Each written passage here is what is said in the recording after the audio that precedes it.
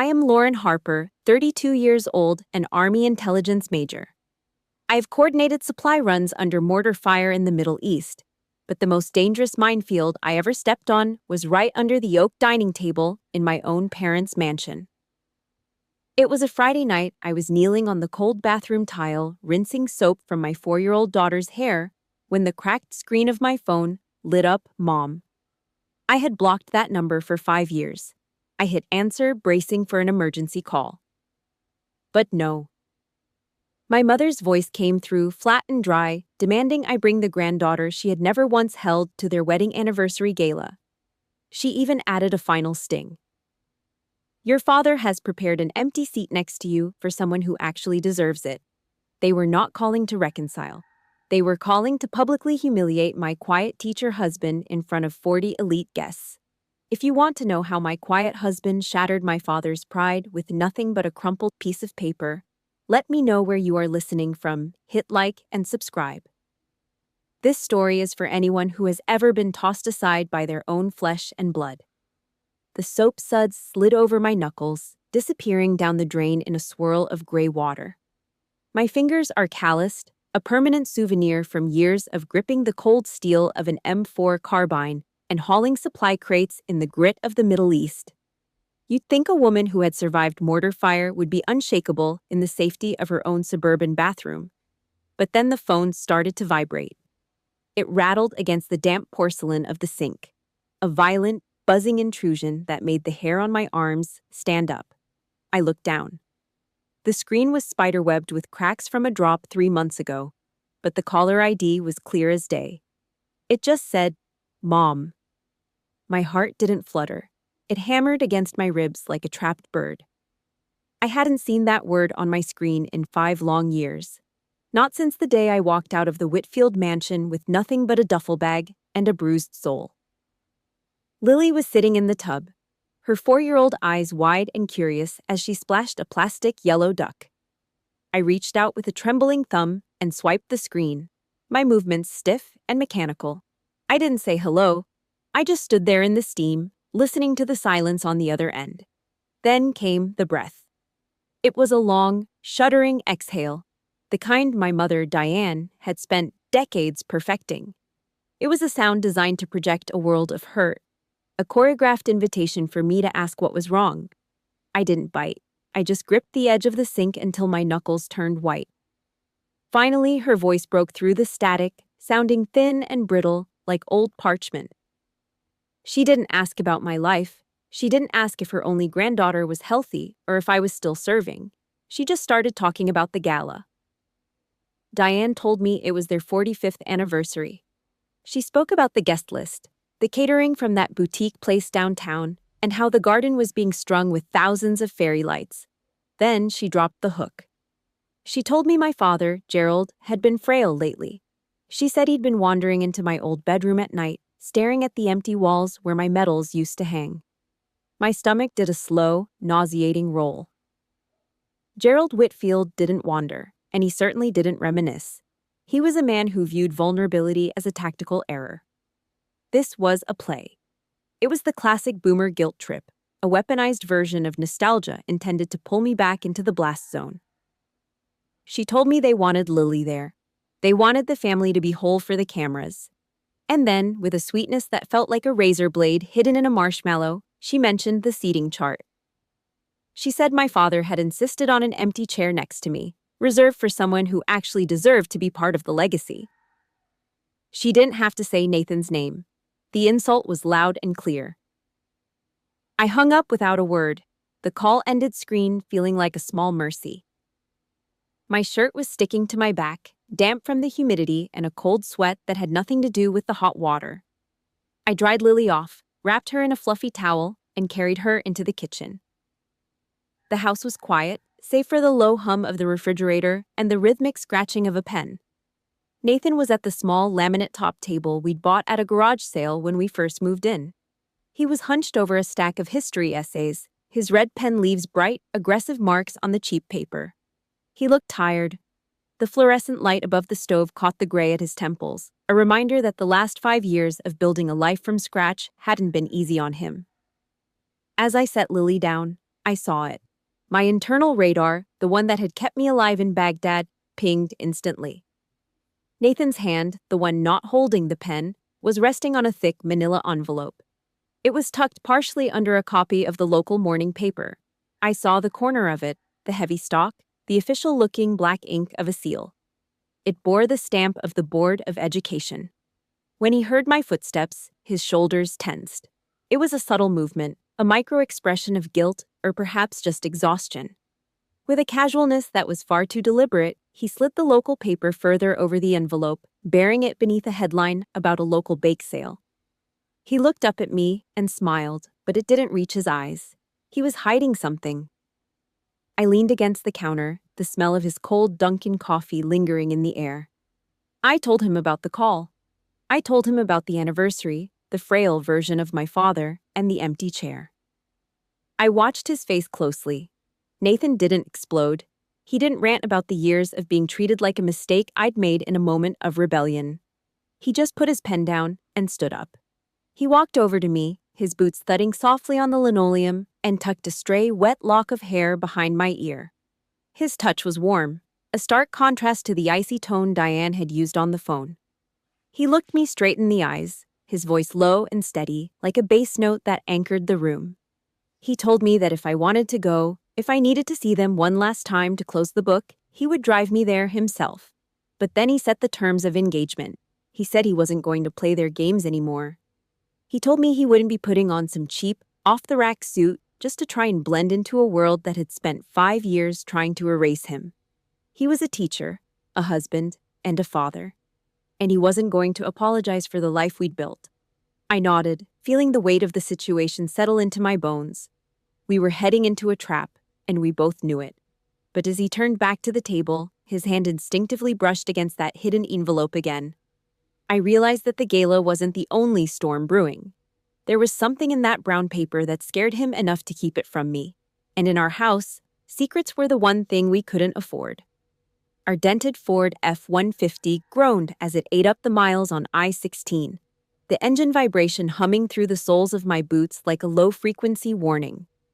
The air conditioning was struggling against the Georgia humidity, blowing a thin, lukewarm breeze that smelled faintly of old coffee and the crayons Lily had dropped under the seat. I stared out the side window, watching the pine trees blur into a monotonous wall of green. But my mind was 5 years in the past. It is funny how the brain works. You can be a major in the army, someone trained to compartmentalize trauma and focus on the mission. But the moment you head toward the place you were born, the walls start to crumble. I could almost feel the phantom weight of my old life pressing down on my chest. Suddenly, I was back in that kitchen. It wasn't like the one I have now with the chipped laminate and the leaky faucet. No, the Whitfield kitchen was a monument to excess. Everything was Italian marble and brushed gold, lit by a chandelier that cost more than my first 2 years of college. I remember the smell most of all.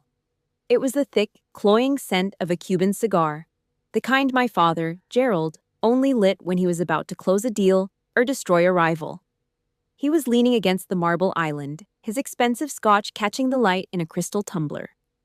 He didn't look at me with the pride a father should have for a daughter returning from a tour of duty. He looked at me like a bad investment he was trying to liquidate before the market crashed. He didn't waste time with a greeting. He just reached into the pocket of his silk robe and pulled out a slip of paper. He tossed it onto the stone surface. It didn't flutter. It had the heavy, arrogant weight of high-quality bank stock. It was a check. I could see the zeros from where I stood, a 6-figure bribe written in his precise, cold handwriting. He told me to dump the teacher. Those were his exact words. He said I had a business degree and I belonged in the family firm, managing the 4th dealership they'd just acquired in Savannah. He said that money was meant to settle things with Nathan so I could come home and be a Whitfield again. In his world, everything and everyone had a price tag. I turned my head to look at Diane. My mother was standing by the sink, her back to us. She was scrubbing a nonstick pan with a focused intensity, the rhythmic sound of the brush against the metal being the only other noise in the room, besides the ticking of the grandfather clock in the hall. She didn't turn around. She didn't tell him he was being cruel. She just kept scrubbing. Her silence was a suffocating blanket, a clear signal that she had already chosen her side of the fence. In the Whitfield house, if you don't bring in 7 figures a year, your opinion is just noise.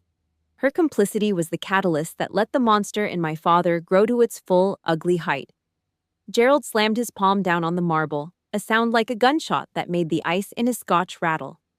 He told me that if I walked out that door with Nathan, I would be dead to the family. He promised to wipe my name off the trust fund before the sun went down. He said I would learn what it felt like to be a nobody in a world that only respects winners. I felt the heat rising in my neck, the same white-hot anger I felt when a supply line was cut off by enemy fire.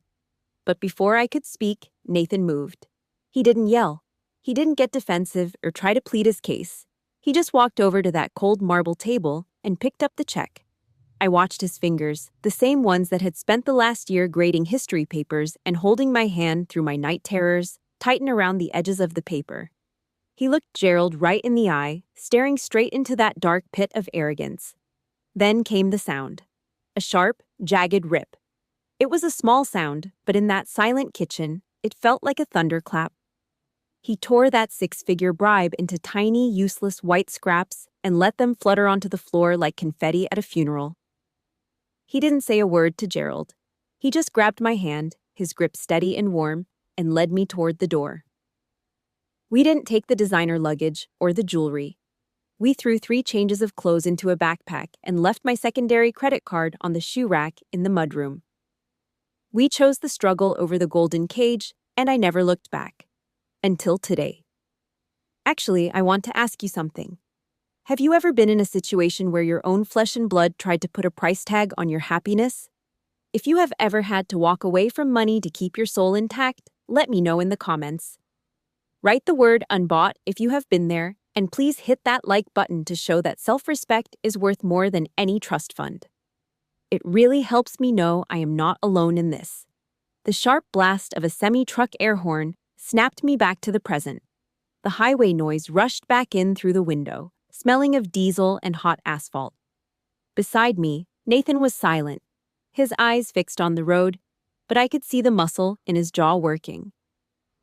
Lily was fast asleep in the back, her head lolling against her car seat, her thumb tucked into her mouth. She was completely unaware that we were driving straight back into the heart of the blast zone.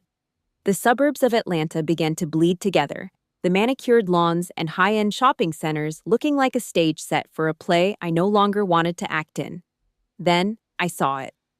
The red brick mansion loomed on the hill like a fortress, its white columns standing like cold, stone sentinels. The iron gates were even taller than I remembered, their spear-like points glinting in the late afternoon sun.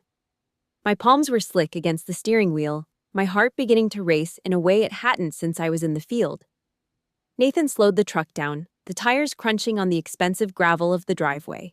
He killed the engine and pulled the key out of the ignition. The silence that followed was heavy and suffocating. The enemy was waiting behind those massive oak doors, and the infiltration was about to begin. Gerald stood under the grand archway of the front door, his khaki trousers creased so sharp they could probably draw blood. He didn't move toward us.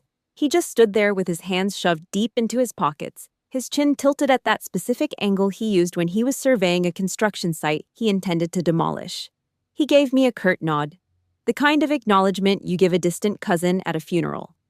And then he shifted his gaze to Nathan. I felt Nathan's hand tighten slightly in mine before he stepped forward. He held out his hand, a genuine gesture of peace, and Gerald took it. 1, 2. That was it. Gerald snapped his hand back and actually brushed his palm against his thigh, as if he'd just accidentally touched a piece of wet garbage. It was a calculated insult, a 2-second dismissal of my husband's entire existence.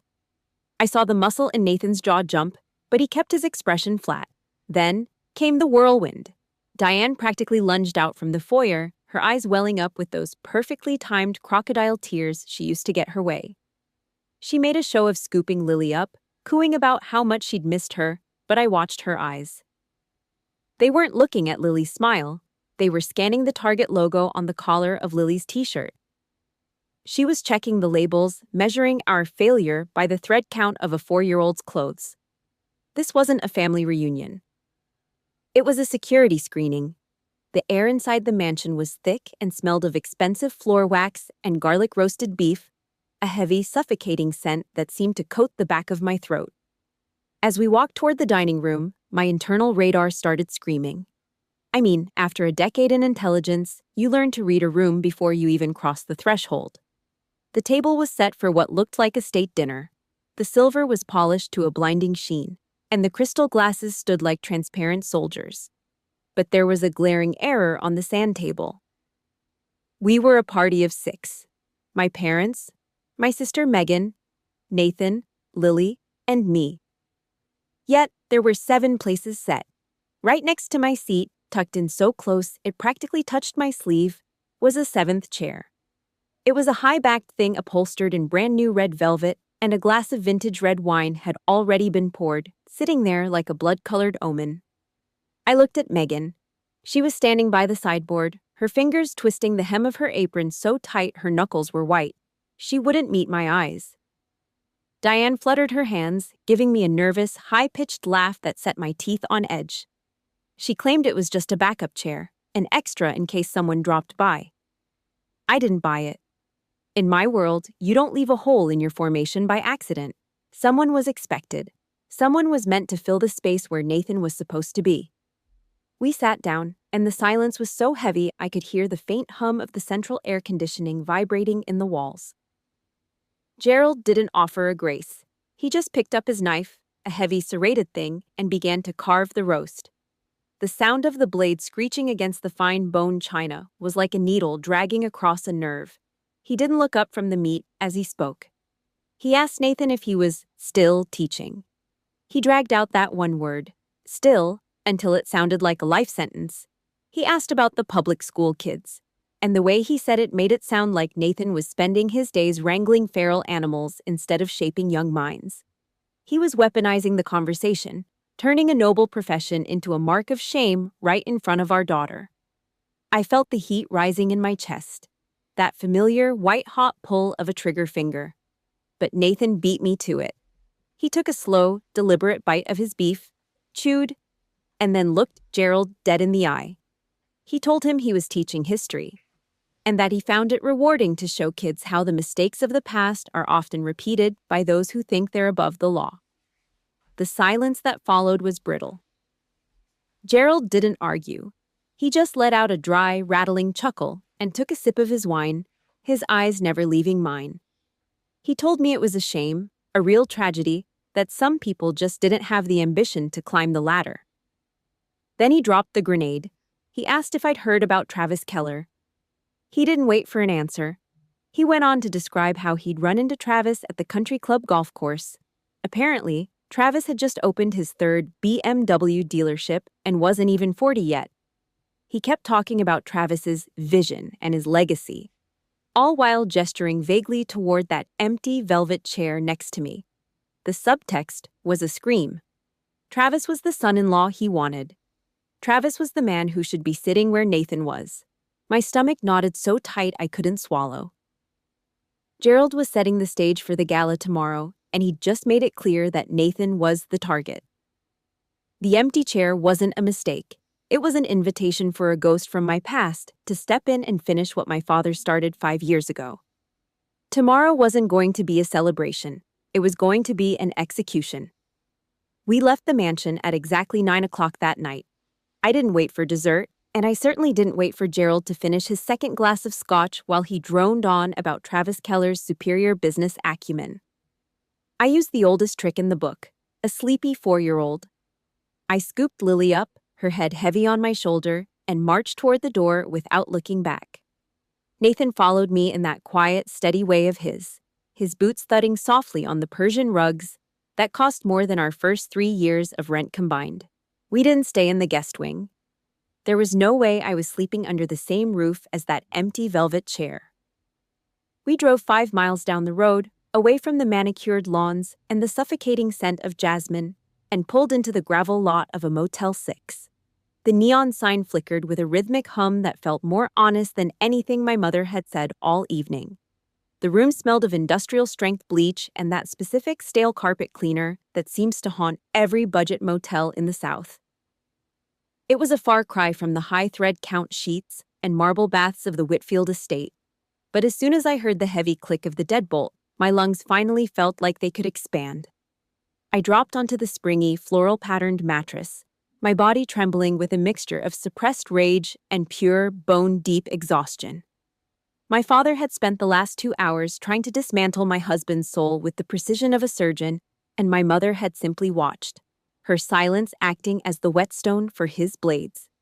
It was the ultimate exclusion, a physical and verbal reminder that unless we played by their rules, we didn't exist. Nathan didn't say anything at first. He just moved through the small room with a grace that always surprised me, given his size. He tucked Lily into the second bed, smoothing her hair and making sure her favorite stuffed rabbit was tucked under her arm. Then, he walked over to me. He sat on the floor, leaning his back against the side of the bed, and reached for my feet. He began to rub my arches, his large calloused hands working out the tension that had built up while I sat through that gauntlet of a dinner. I felt the first sob catch in the back of my throat, a sharp, burning sensation.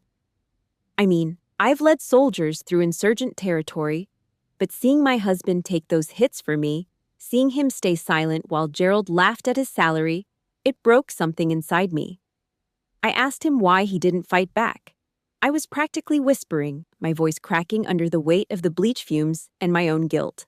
I asked him why he let that man treat him like he was invisible. Like his work with those kids meant nothing compared to a BMW dealership. Nathan stopped moving his hands for a second and looked up at me. His gray eyes were as calm as a forest after a storm, completely devoid of the jagged anger that was currently shredding my insides. He told me that Gerald's words didn't have the power to pay our mortgage or put food on our table, so they didn't have the power to define him. He said he refused to participate in a war that he didn't start, especially when the enemy was fighting for a prize he didn't even want. His quiet competence, that steady sense of self-worth that didn't need a trust fund to feel tall, was the most radical thing I'd ever seen. I reached down to grab my backpack, needing to find the bottle of Advil I'd stashed in the side pocket. My head was pounding in time with the flickering neon outside. Nathan stood up to help me, reaching for his own worn-out bag to find the water bottle we'd filled at a gas station earlier. As he unzipped the main compartment, the yellow light of the bedside lamp hit the contents of the bag. My eyes, trained by years of intelligence work to spot the anomaly in the environment, locked onto it instantly. There it was again. The thick, manila envelope. It was tucked deep under a change of clothes, but the corner had snagged on a zipper. I saw the logo of the Board of Education again, but this time, I saw something else. A red stamp that said, "Confidential." My heart skipped a beat. I didn't say anything, but my mind began to race through the possibilities. Nathan had been so calm, so unbothered by Gerald's insults, and now I realized why. He wasn't just taking the hits, he was waiting for the right moment to reveal his own hand. He was holding a document that likely contained the truth about something much bigger than a seating chart or a failed business degree. He saw me looking, and for a split second, I saw a flash of something in his eyes. Not fear, but a grim sort of determination. He zipped the bag shut with a decisive snap and handed me the water. He didn't offer an explanation, and I didn't ask. In a world where my own blood family was trying to sell me out to my ex-boyfriend, I knew I could trust Nathan's timing. I climbed into bed and pulled the thin, scratchy comforter up to my chin, rucking my body against his. I listened to the rhythmic thumping of his heart, a steady, reliable beat that served as my new North Star. This was my unit. This was the family I had chosen, built from the ground up with honesty and hard work instead of manipulation and heritage. The Whitfields had the money, the influence, and the shiny red velvet chairs. But they didn't have this. They didn't have the kind of loyalty that survives a 5-year exile. I felt a new kind of heat blooming in my chest, a cold, focused resolve. Tomorrow, we were going back to that house for the gala. We were going to stand in front of 40 of Atlanta's elite while my father tried to replace my husband with a ghost from my past. But they didn't know who they were dealing with. They saw a teacher and a disgraced daughter, but they were about to meet a major and a man who held the key to their downfall in a crumpled brown envelope. The infiltration was over. The counterinsurgency was about to begin. Saturday morning arrived with a sky so blue it looked painted on. the kind of weather people in Georgia pray for when they're planning a garden party. It was D-Day. By 10 in the morning, the Whitfield backyard had been transformed into a high-stakes logistics hub, a staging ground for 40 of the city's most influential names. I watched from the shadows of the prep kitchen as workers draped gold silk ribbons around the iron fence, their movements practiced and efficient, masking the rot that I knew lived inside those bricks. I mean, actually, if you looked closely, the ribbons were just bandages on a wound that had been festering for 5 years. I retreated further into the narrow space, pressing my back against the cold, brushed steel door of the massive Sub-Zero refrigerator. The compressor kicked on with a low, industrial hum that vibrated through my shoulder blades, a grounding sensation in a house that felt like it was tilting off its axis. Through the small window above the sink, I could see Nathan.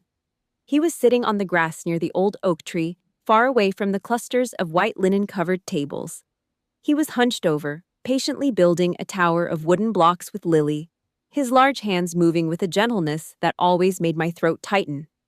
He looked like an island of quiet dignity in a sea of custom-tailored suits and predatory smiles. Not a single member of my extended family had walked over to greet him.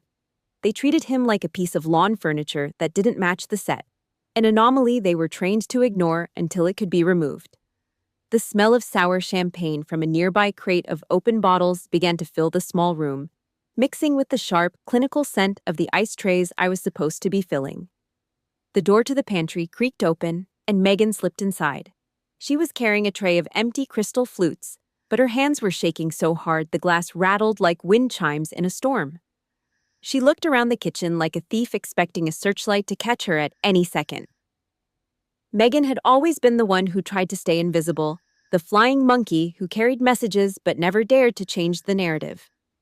She stepped closer, her eyes darting toward the sliver of light coming through the door, and she shoved a handful of crumpled napkins into my hand. She hissed at me to stay quiet, her voice a jagged whisper that sounded like dry leaves skittering on pavement. She told me I should never have come back. She said Gerald had already paved the road, and I was walking straight into a landslide. Here's the thing about my father. He doesn't just hold a grudge, he builds a campaign around it. Megan told me that for the last week, Gerald had been making calls. He'd called Mrs. Patterson, the neighborhood gossip who could ruin a reputation before breakfast, and he'd even called the senior pastor at First Baptist. He was running a full-scale information operation against my marriage. He had told everyone that Nathan and I were on the brink of divorce, that the only reason I'd come home was to beg for my inheritance. My chest felt like it was being crushed under the weight of a physical blow. He was telling people that Nathan was a deadbeat who had maxed out our credit cards and was living off my army officer's salary. It was a smear campaign designed to isolate me, to make me so ashamed of the life I'd chosen that I would have no choice but to crawl back into his shadow. Actually, the cruelty of it made the air in the kitchen feel thin, like I was standing on a mountain peak with no oxygen. Megan told me the plan was to use the crowd outside as a jury. Gerald wanted to publicly strip Nathan of any remaining dignity, to expose his failures in front of the very people he had spent his life trying to impress. He didn't want my money. He wanted my submission. He wanted me to sign papers, to desert the man who had been my only shelter for 5 years, just so he could win a game I had stopped playing a long time ago. The bile rose in the back of my throat, hot and bitter, as I realized that the frail old man Diane had described on the phone was actually a predator who had spent a week sharpening his teeth. I reached for the door handle, my fingers curling around the cold metal, ready to tear the kitchen open and pull Nathan and Lily into the truck and never look back. I was done with the infiltration. But then the ground beneath my boots began to vibrate. A low, guttural growl of a high-performance engine tore through the polite jazz music playing on the patio speakers. It was a sound I knew well from the old days, a sound that screamed of excess and unearned confidence. I looked through the glass of the back door and saw a flash of candy apple red. A BMW convertible trundled onto the perfectly manicured grass of the side lawn, the tires leaving deep ruts in the expensive turf.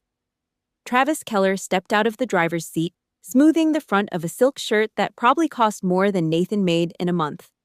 Gerald didn't just walk to meet him, he practically ran, throwing his arms wide as if the prodigal son had finally returned. The grenade had been tossed into the trench, and the explosion was only seconds away. By 1 o'clock in the afternoon, the Georgia sun was a punishing weight, pressing down on the Whitfield backyard until the scent of manicured grass and charcoal smoke felt thick enough to choke on. 40 guests were gathered around the long, white-clothed tables, a sea of linen suits and designer sunglasses that looked more like a military formation than a celebratory lunch. Gerald had orchestrated the seating with the precision of a general. Travis Keller was seated in the place of honor, right at my father's right hand, laughing about tech stocks and his newest dealership expansion. Meanwhile, Nathan, Lily, and I were pushed to the far end of the table, wedged between the serving platters and the lukewarm water pitchers. Travis kept throwing these pitying glances toward Nathan's shirt, a simple button-down with a slightly frayed collar, while he talked loudly about his customized BMW interior. Nathan didn't give him the satisfaction of an angry look. He just sat there, his shoulders steady, patiently peeling the gristle off a piece of beef and cutting it into tiny, manageable squares for Lily. The air felt like it was being vacuum-sealed out of the space. Here's the thing. You could feel the collective effort of 40 people trying not to acknowledge the man sitting at the end of the table. Then Gerald stood up. He picked up a heavy silver fork and began to tap it against his crystal flute. Cling, cling, cling. The sound was sharp, like a needle scratching against a raw nerve, and the chatter died down instantly. My father waited for the silence to become absolute. Then he pointed the tip of that silver fork directly at my husband. He gave a toast to 45 years of success and legacy, and then he turned his predatory smile toward the end of the table.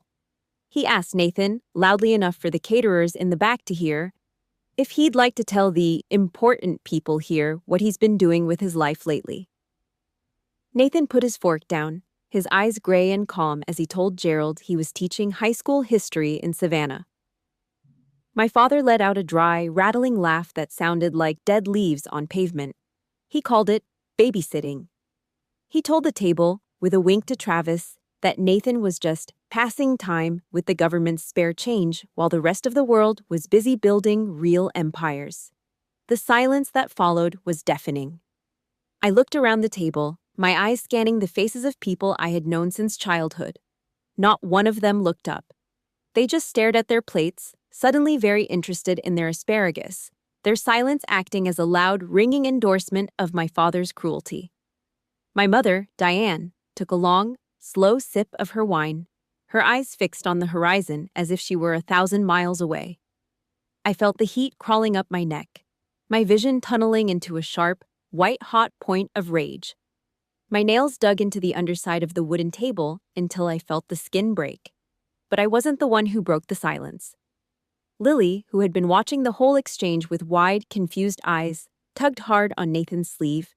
Her voice was small, but it carried across the grass like a gunshot. She asked, "Daddy, why is Grandpa laughing at you? Did you do something wrong?" In that second, the world just stopped spinning. It was like a mirror had been held up to every person at that table, showing them exactly how ugly they looked. My heart didn't just break, it hardened into a weapon. I kicked my chair back, the legs screeching against the stone patio, and I stood up so fast the tablecloth rippled. I told my father, right in front of his 40 important friends, that Nathan was the hardest working man I'd ever met and that he owed my husband an apology right now. Gerald didn't even flinch. He just waved his hand dismissively, telling me to stop being so sensitive and that it was just a joke. But Nathan was already done. He didn't argue, and he didn't raise his voice. He stood up with a quiet, terrifying grace, lifted Lily onto his shoulders, and dropped his napkin onto his plate of half-eaten food. He told Lily they were going to go look for fireflies, his voice steady and warm, a stark contrast to the venom hanging in the air. I watched his back, broad, honest, and unbowed, as he walked away from that table of cowards, his boots thudding firmly on the grass. Actually, I need to ask you something because my heart is still racing just thinking about this. Have you ever been in a room where everyone saw someone being bullied and they just stayed silent? If you've ever had to be the only one to stand up for the person you love, even when it meant standing against your own family, Please let me know in the comments. Just type the word brave if you know that feeling. And if you think a teacher's work is worth more than a dozen car dealerships, hit that like button and subscribe. It means the world to know you're listening. Nathan's retreat wasn't an act of defeat. It was a declaration of independence. As his figure grew smaller near the edge of the woods, the 40 guests remained frozen, their expensive wine suddenly tasting like vinegar. I stood there for a moment longer, staring down my father until his arrogant smirk finally wavered. He thought he had won because he had the audience and the silver. But as I turned to follow my husband, I realized he had lost the only thing that actually mattered. The empty chair he had prepared for someone else was finally empty, and this time, it was going to stay that way forever. I didn't care about the gala or the gossip anymore. I had an army of one waiting for me in the tall grass, and for the first time in 32 years, I knew exactly which side of the battle line I belonged on. The neon sign outside our Motel 6 room hummed with a low electric buzz that seemed to vibrate right through the thin walls and into my skull. It was Saturday night, but sleep was a luxury I couldn't afford. My skin felt tight, itchy with the residue of that god-awful gala lunch, and the look on Lily's face when she asked why her grandfather was laughing at us. I was pacing the small patch of industrial carpet, throwing our few belongings into our bags with a frantic, jagged energy. I wanted to be gone. I wanted to put 500 miles of blacktop between us and that red brick fortress before the sun came up. Nathan was sitting on the edge of the bed, his back against the headboard. He wasn't rushing. He just watched me, his gray eyes steady and calm in a way that usually grounded me, but right now, it just made me want to scream. I stopped in the middle of the room, a pair of Lily's socks clutched in my fist, and demanded to know why we were still sitting here. I told him we needed to leave, to get back to Savannah where people actually knew his worth. That's when he reached for his worn-out backpack.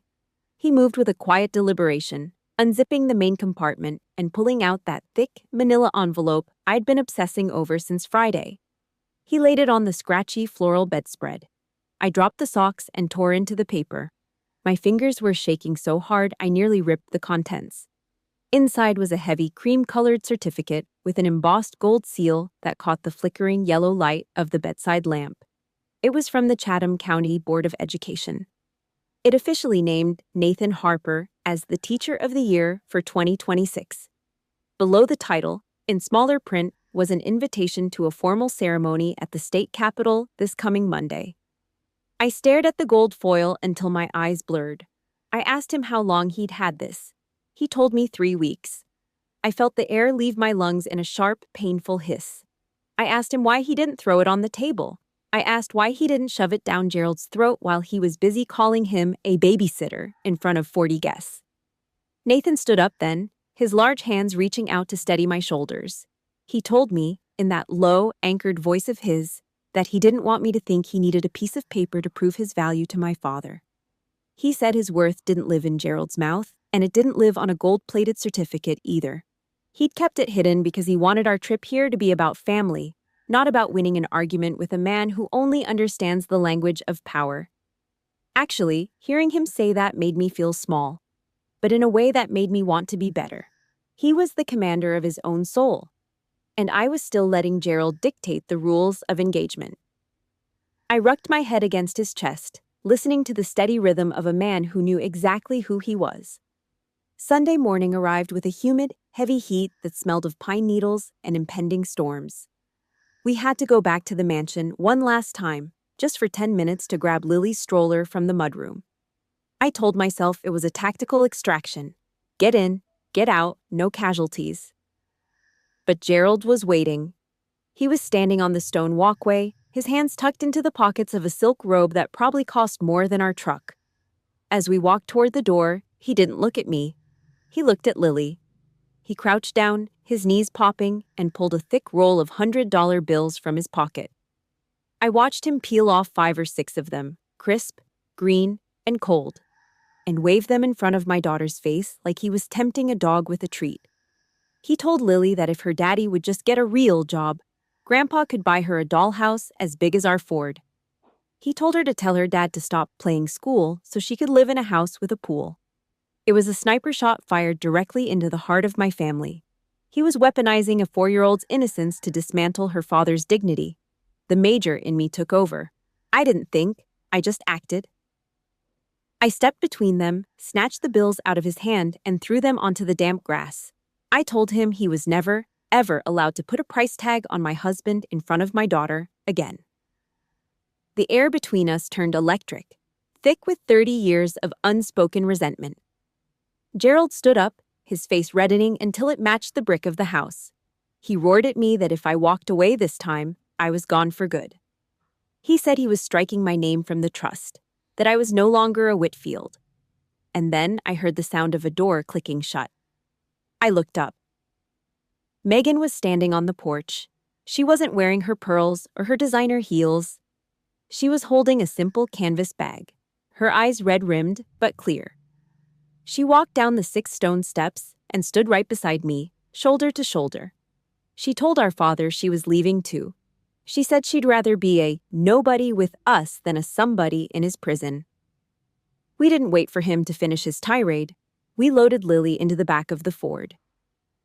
Nathan started the engine, the familiar rumble of the truck drowning out the sounds of the mansion. As we pulled out of the driveway, I looked in the side mirror. I saw Gerald standing alone on his manicured lawn, surrounded by scattered $100 bills that no one was picking up. His kingdom was perfectly intact, but it was finally empty. Monday afternoon arrived with a humid, heavy stillness that seemed to settle over the Chatham County Administrative Center. I had not worn my Army Green Service uniform, the AGSU, since the day I formally stepped back from active duty.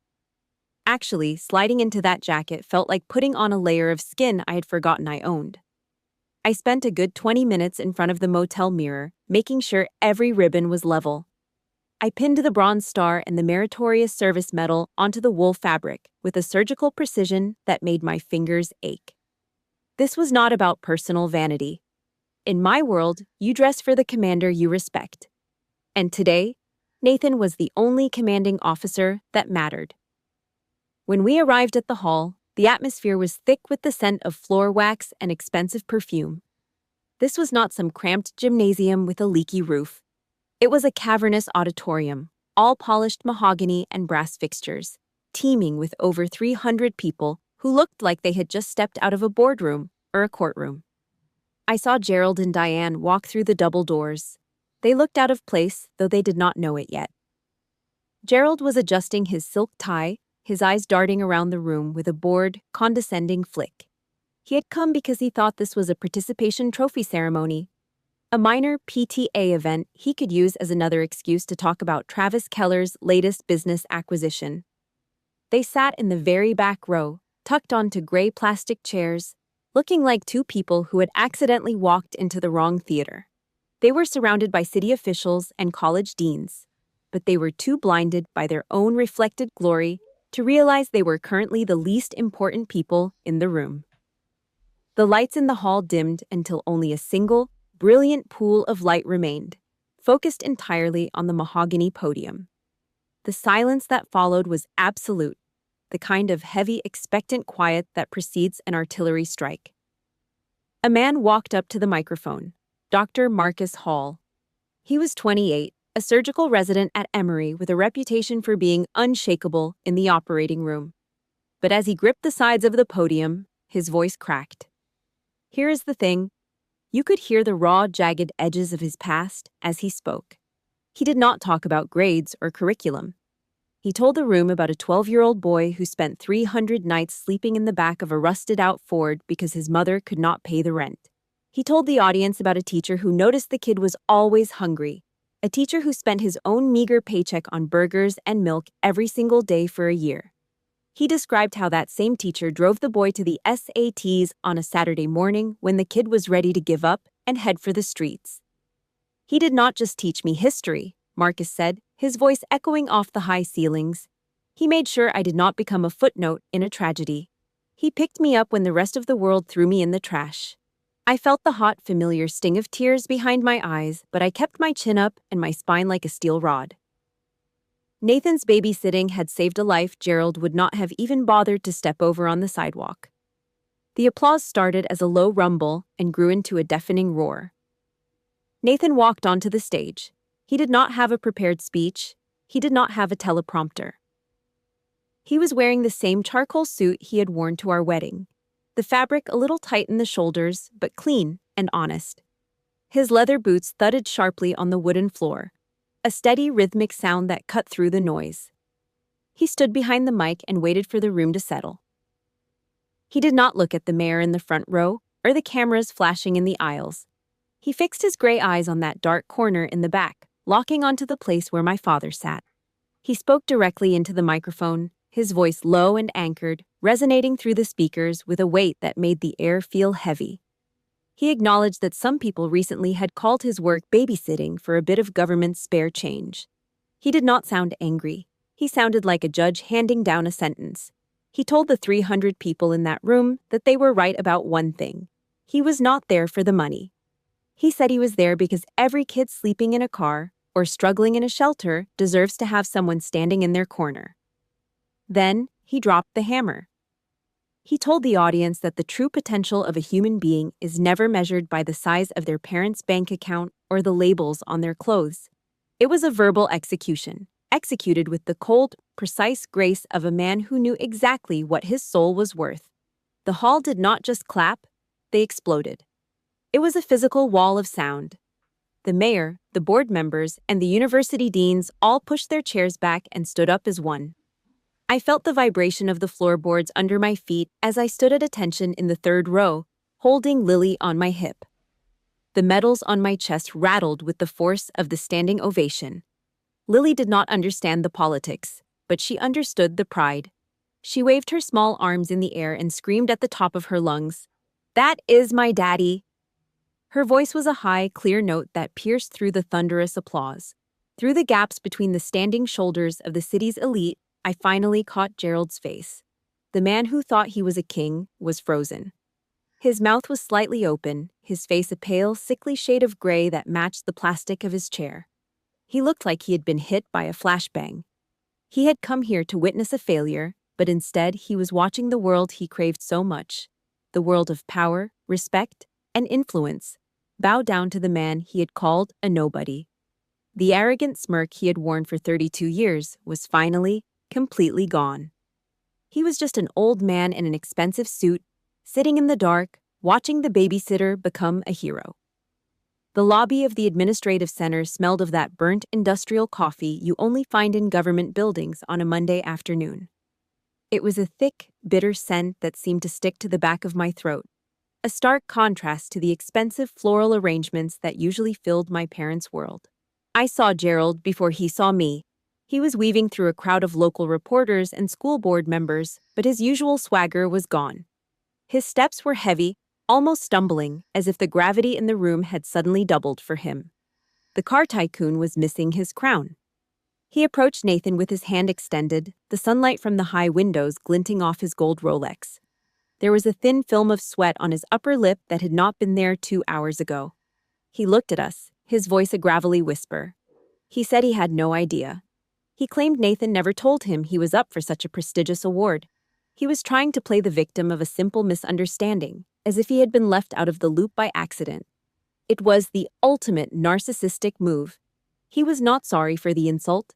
He was only sorry that he had looked like a fool in front of 300 people who mattered more than he did. Nathan did not take the hand. He did not even look at the expensive watch.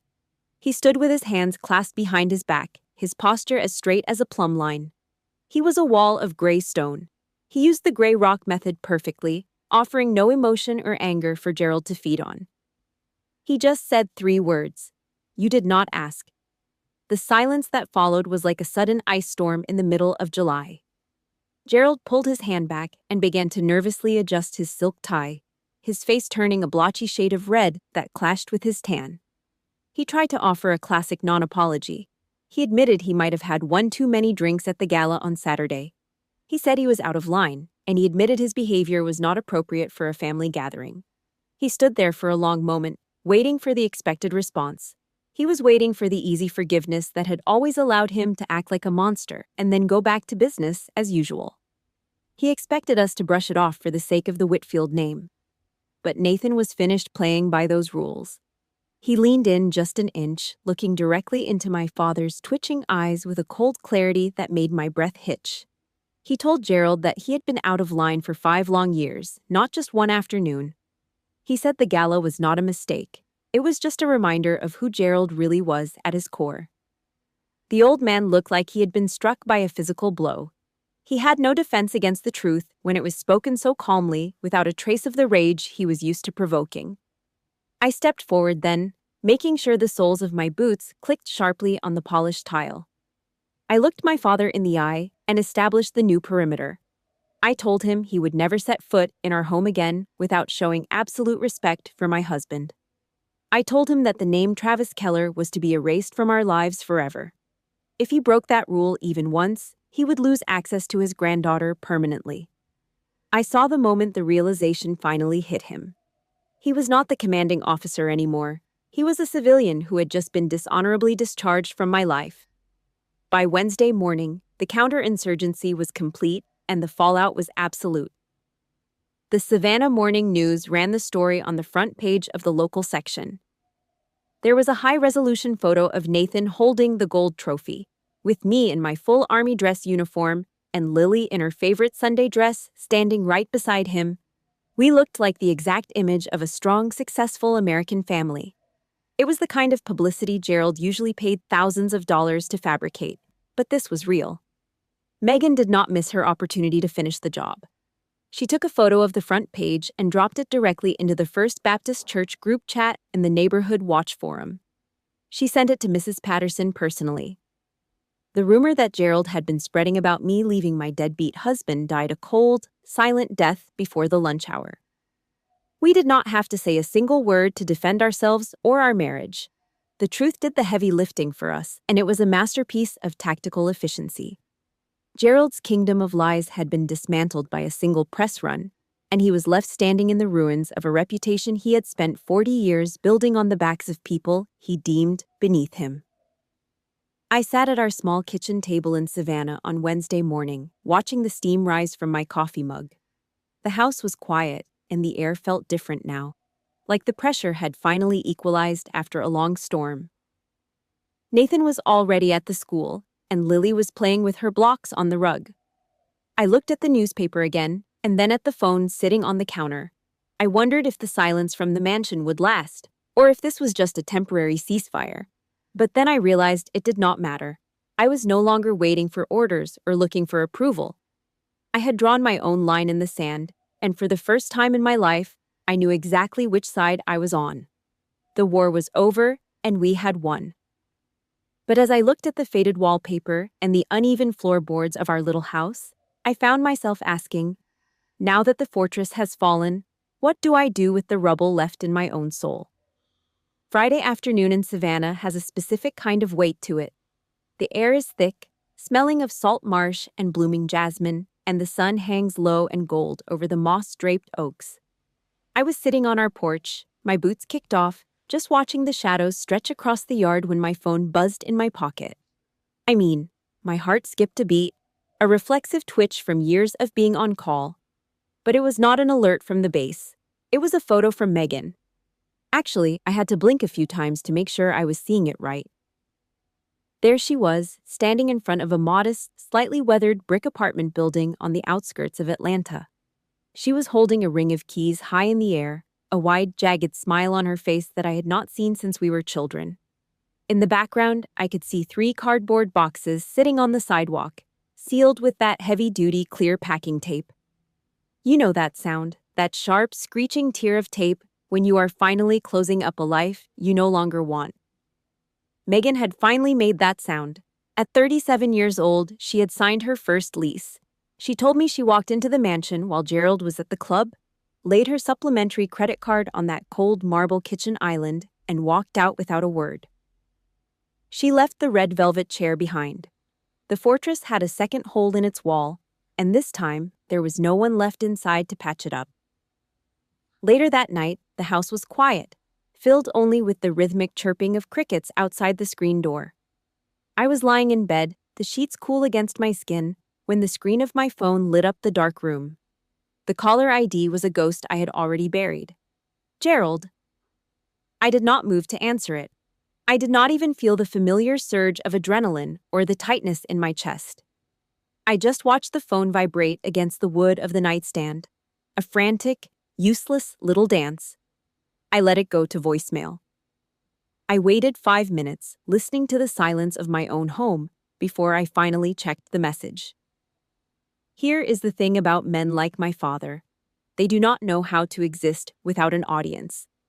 The recording was 30 seconds of heavy, labored breathing. There were no demands. There were no insults or orders from the throne. Just a long, rattling sigh of an old man who had realized his kingdom was now an empty house. He was not calling to apologize. He was calling to see if the chain still had a hold on my neck. I realized then that the chain was not just broken, it had turned to dust. I pressed the delete button, and the sound of that digital trash can was the most satisfying thing I had heard all year. I walked out into the kitchen, the floorboards creaking softly under my feet. The smell of sautéed bacon lingered in the air, a salty hickory scent that felt like safety. Nathan was hunched over the small kitchen table, the yellow light of the stove hood casting a soft glow over his shoulders. He was wearing an old, faded gray t-shirt with a tiny hole at the armpit, completely focused on the task in front of him. In his hand was a red ballpoint pen, the cap chewed slightly at the end. I watched him grade those history essays, the red ink moving in steady, decisive lines across the cheap-lined paper.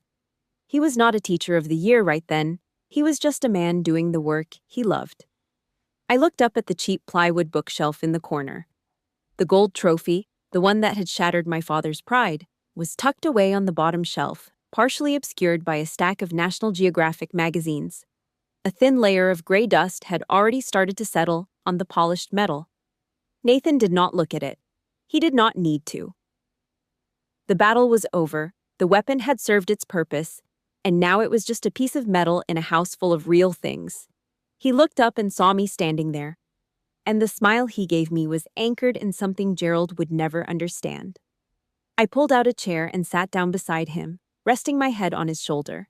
His skin felt warm, and I could smell the faint scent of old books and laundry detergent on his shirt. Through the window, I could see Lily in the backyard.